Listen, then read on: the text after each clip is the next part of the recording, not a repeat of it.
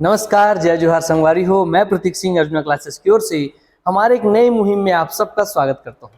Sir, क्या है वो नया मुहिम? दोस्तों, वो नया मुहिम है जानो अपना छत्तीसगढ़ या जानो आपन छत्तीसगढ़। इसका टाइटल जो लिखा हूं इस पर ही बहुत गहराई है सर कि जानो आपन छत्तीसगढ़, अर्थात मैंने छत्तीसगढ़ में क्यों लिखा है। तो मैं लिख देता हिंदी में कि जाने अपना छत्तीसगढ़, मगर मैं छत्तीसगढ़ी में लिखा हूं कि जानो आपन छत्तीसगढ़ ला या जानो अपन छत्तीसगढ़। इसका मतलब कि हम छत्तीसगढ़ के निवासी, हम छत्तीसगढ़ में ही जरूर रहते हैं, हम सब छत्तीसगढ़िया हैं, मगर फिर भी हम अपनी ही संस्कृति, अपनी परंपराओं से अनभिज्ञ हैं।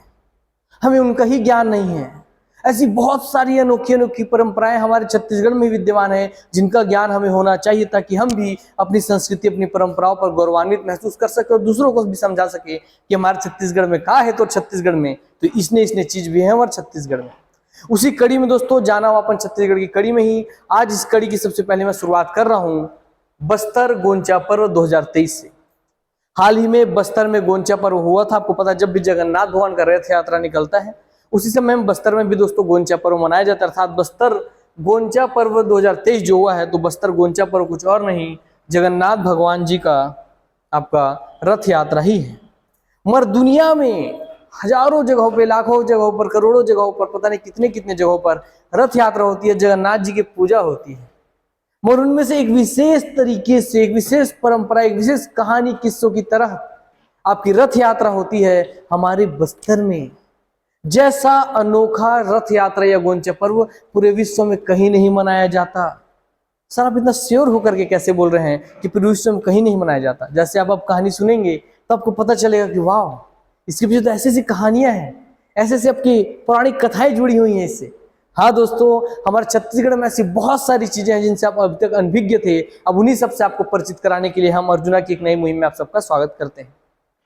और ये सिर्फ स्टूडेंट विद्यार्थी तक ही सीमित नहीं है, उनके हिसाब से तो एग्जाम में क्वेश्चन आते ही है, मगर छत्तीसगढ़ के हर एक नागरिक को इसको देखना जरूरी है दोस्तों, ताकि आपको पता रह सके कि आपके छत्तीसगढ़ में क्या क्या विशेषताएं हैं। इसलिए आप सब स्टूडेंट की जिम्मेदारी होगी, क्योंकि हमारे प्लेटफॉर्म से अधिकांश स्टूडेंट ही जुड़े हुए हैं, कि वो अपने हर पेरेंट्स, चाचा, मामा, भांजा, दीदी, भैया सबको इसको शेयर करें। चलिए शुरुआत करते हैं। जाना अपन छत्तीसगढ़ में बस्तर गोंचा पर्व 2023 में बस्तर की गोंचा पर्व की एक अनोखी छटा देखने को मिलती है, जिसमें दोस्तों आप एक सुनेंगे, जिस चीज का मैं वर्णन करने वाला हूं वो है लक्ष्मी एवं जगन्नाथ जी की अनसुनी लीलाओं का वर्णन इसमें मिलेगा आपको। इसमें लक्ष्मी जी और जगन्नाथ जी की, यानी कि विष्णु जी की, आपको अनसुनी कथाएं का वर्णन मिलेगा जो कहीं और नहीं मिलता होगा। इस तरीके से आप देख रहे हैं जगन्नाथ जी हैं, रथ सजी हुई है। आइए अब हम प्रवेश करते हैं।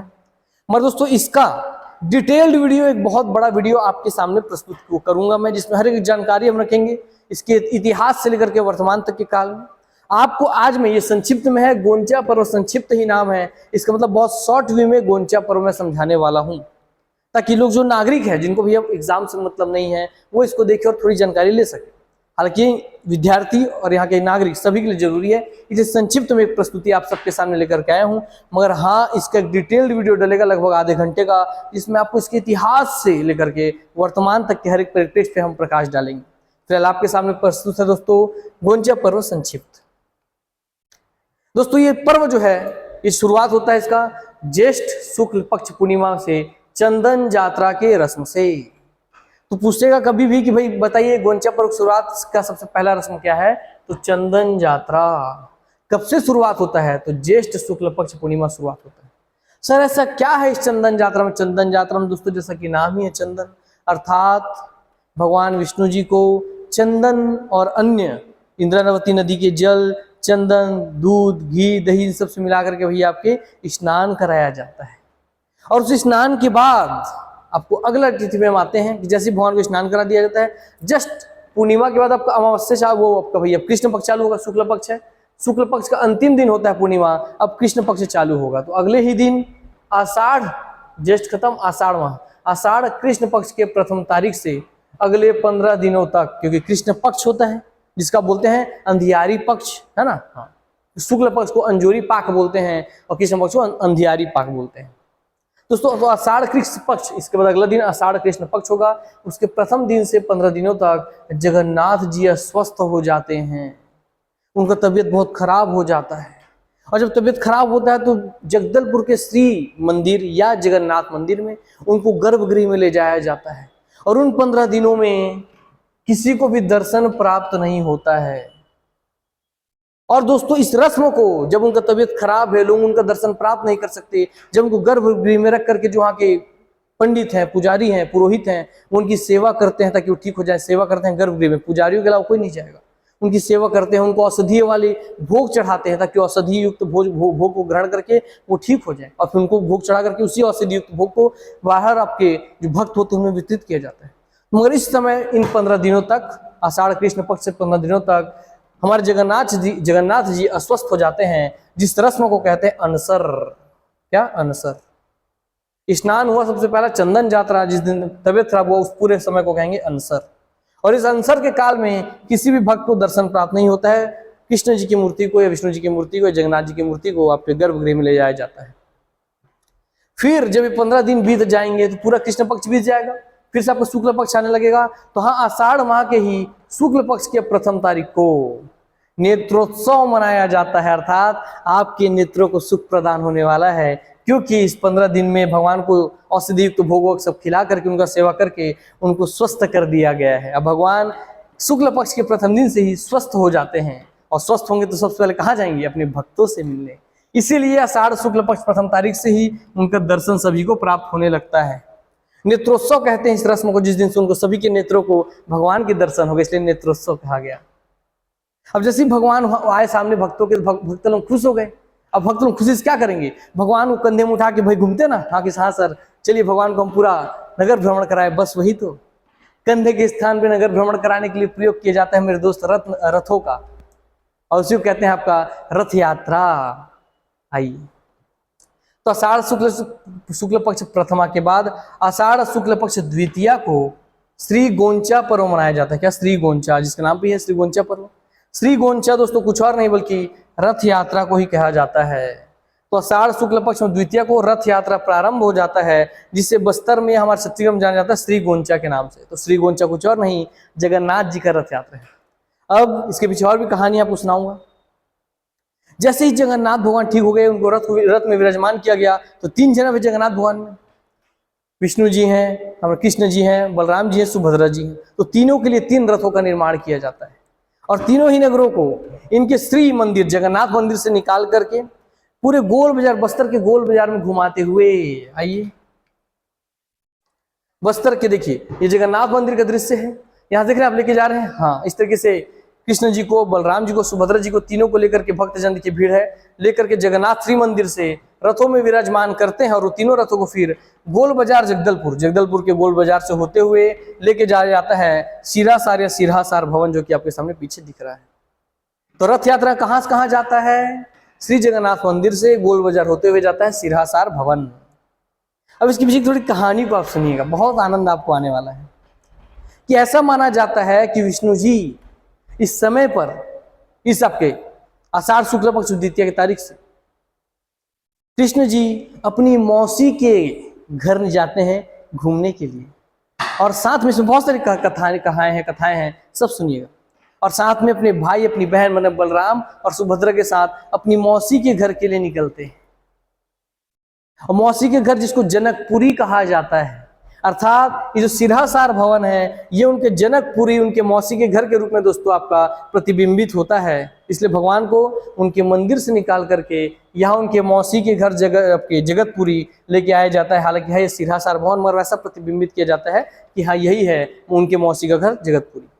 तो इसमें एक और भी है कि सुभद्रा मैया बोलती हैं अपने भाई से, कृष्ण से, क्या आप मुझे नगर भ्रमण करवाइए ना, मुझे नगर भ्रमण करना है। उसी नगर भ्रमण के लिए भी लेकर के जाते हैं अपने भाई और बहन को। मगर यह सबसे विशेष बात क्या है, जब कृष्ण जी या विष्णु जी निकलते हैं बलराम और सुभद्रा जी के साथ आपके नगर भ्रमण के लिए, तो लक्ष्मी मैया को बताते नहीं है कि अपने भाइयों के साथ जा रहा हूँ मैं विश्व भ्रमण के लिए, नगर भ्रमण के लिए, या अपनी मौसी की यहाँ जनकपुरी जा रहा हूँ, कुछ नहीं बताते, चुपके से निकल जाते हैं।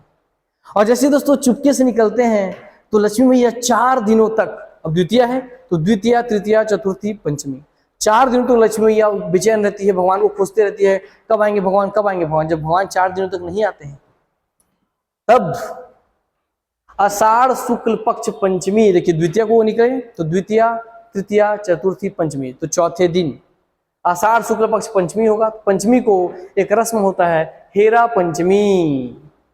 तो भैया उसी आषाढ़ शुक्ल पक्ष पंचमी जिसे आप कहते हैं हीरा पंचमी को माता 4 दिन इंतजार करने के बाद कि मेरे प्राणनाथ आए नहीं हैं, माता निकलती है भगवान को खोजने के लिए। और उड़ीसा से हमारे पुरुषोत्तम देव शासक के साथ आए 360 घर अरण्यक ब्राह्मण माता की डोली को लेकर के शिव मंदिर से फिर सिरहासार भवन जाते हैं, क्योंकि माता खोजने निकली है।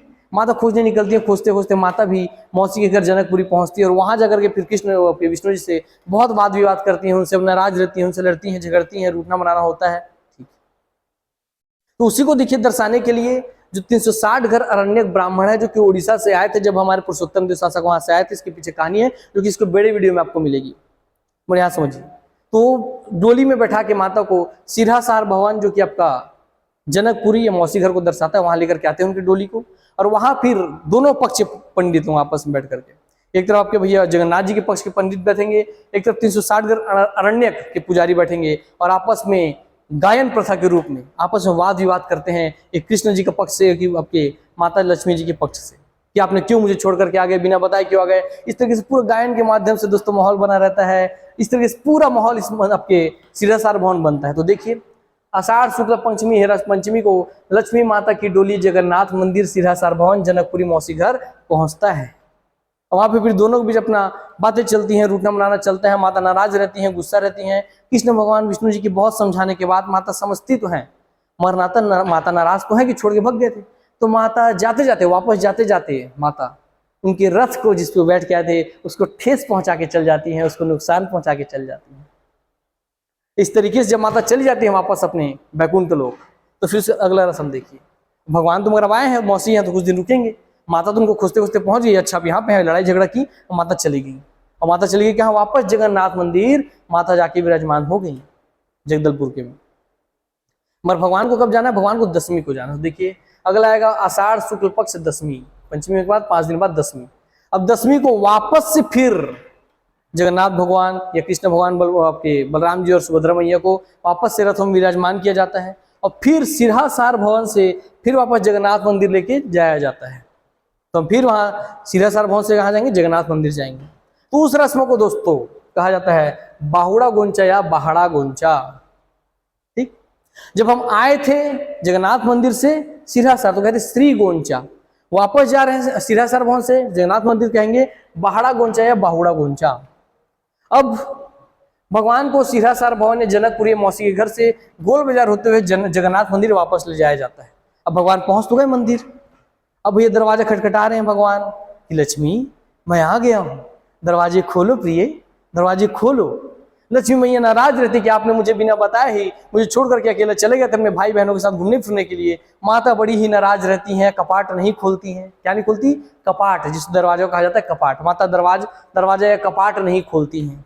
फिर विष्णु जी के बहुत मनाने के बाद उनको बहुत सारे भेंट देने के बाद कि देखो मैं गया था तो मैं तुम्हारे ये भेंट लाया हूँ, यह भेंट लाया हूँ। तो इस तरह से बहुत मान मनोबल के बाद लक्ष्मी मैया को बहुत सारे भेंट चढ़ाने के बाद माता कपाट खोल देती हैं विष्णु जी के लिए। क्या खोलेंगी, कपाट माने दरवाजा। तो कपाट खोलती हैं तो उसी दिन कपाट फेड़ा का रस्म होता है और लक्ष्मी माता का रुष्ट होकर जगन्नाथ मंदिर का कपाट बंद कर लेने पर यह रस्म निभाया जाता है। और यहाँ विष्णु जी माता को मनाने के लिए बहुत सारे भेंट उपहार पुरस्कार लाते हैं, मनाते हैं, तब फिर दरवाजा खुलता है और फिर आपके जगन्नाथ जी मंदिर के अंदर प्रवेश करते हैं।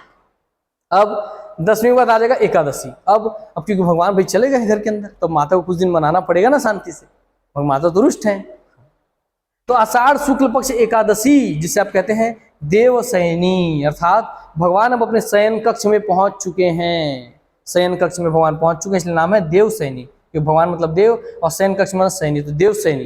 तो आषाढ़ शुक्ल पक्ष एकादशी को देवशयनी का रस्म होता है। और इस देवशयनी रस्म के बाद आपको ध्यान रखना है कि 4 माह तक भगवान के दर्शन प्राप्त नहीं होते हैं, क्योंकि भगवान भाई अपने घर के अंदर प्रवेश कर गए हैं। तब कुछ उनका भी टाइम होना चाहिए अपने फैमिली वालों के साथ बिताने के लिए, भक्तों के साथ तो घूम के बिता लिए। तो इस 4 माह तक भैया कोई भी किसी को भी भगवान का दर्शन प्राप्त नहीं होता है। और सीधा 4 माह बाद, आषाढ़ के बाद सीधा 4 माह बाद शुक्ल पक्ष से शुक्ल पक्ष में एकादशी, सीधा एकादशी में 4 महीने के बाद सीधा कार्तिक शुक्ल पक्ष एकादशी को हरि उत्थान एकादशी मनाया जाता है। और उसी समय दोस्तों दर्शन प्राप्त होते हैं, फिर से भगवान को भक्तों को फिर से भगवान का दर्शन प्राप्त होता है। इस तरीके से दोस्तों आप देखिए कि भगवान के शुरुआती दर्शन से लास्ट दर्शन तक हम पहुंच गए, पूरे 1 साल की पूरी कहानी है। तो अपने आप में बहुत सारी कहानियों को अपने आप में पिरोया हुआ है हमारे बस्तर का गोंचा पर्व। और दोस्तों उसी को समझाने के लिए एक पूरा रोड मैप आपके सामने बना दी, हम एक पेज पे इसको समझ लीजिए, फिर शुरुआत से रिवीजन करवाते हैं। सर, ज्येष्ठ शुक्ल पक्ष पूर्णिमा को चंदन यात्रा होता है, जिस दिन भगवान को अच्छे से चंदन, इंद्रावती नदी के जल, घृत, दूध सबसे स्नान कराया जाता है। स्नान कराने के बाद अगले दिन शुक्ल पक्ष है, पूर्णिमा हो गया तो शुक्ल पक्ष खत्म, आपका कार्तिक पक्ष चलेगा या कृष्ण पक्ष चलेगा, कार्तिक नहीं कृष्ण पक्ष चलेगा। तो कृष्ण आषाढ़ के ही ज्येष्ठ को आएगा आषाढ़ माह। कृष्ण पक्ष प्रथम तारीख से 15 दिनों तक जगन्नाथ जी अस्वस्थ हो जाते हैं, जिसे अंसर कहा जाता है, और इस समय दर्शन प्राप्त नहीं होते भगवान के, क्योंकि भगवान जी बीमार हैं।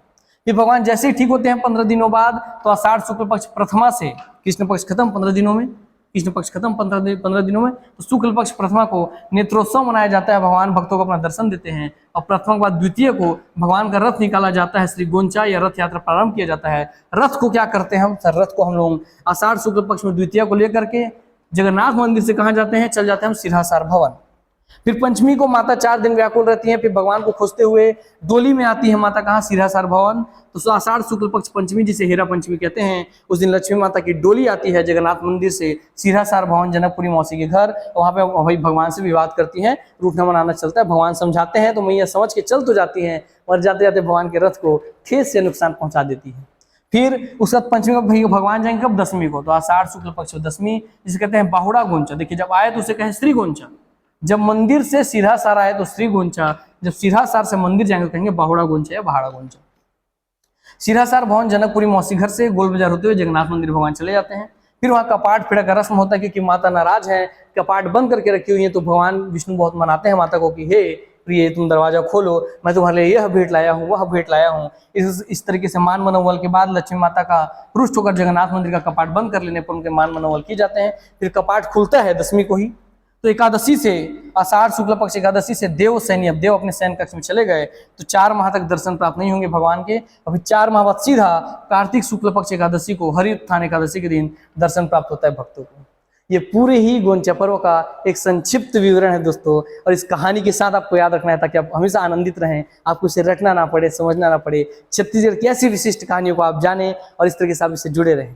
इसी के साथ अपनी वाणी को मैं विराम देता हूँ, और गोंचा पर्व संक्षिप्त जाना अपन छत्तीसगढ़ जैसी मुहिम में आप पूरे छत्तीसगढ़ के निवासियों का स्वागत करता हूं कि आपको छत्तीसगढ़ के अगर आप नागरिक हैं तो आपको ये पता होना चाहिए कितनी अनोखी अनोखी परंपराएं हमारे छत्तीसगढ़ में विद्यमान है।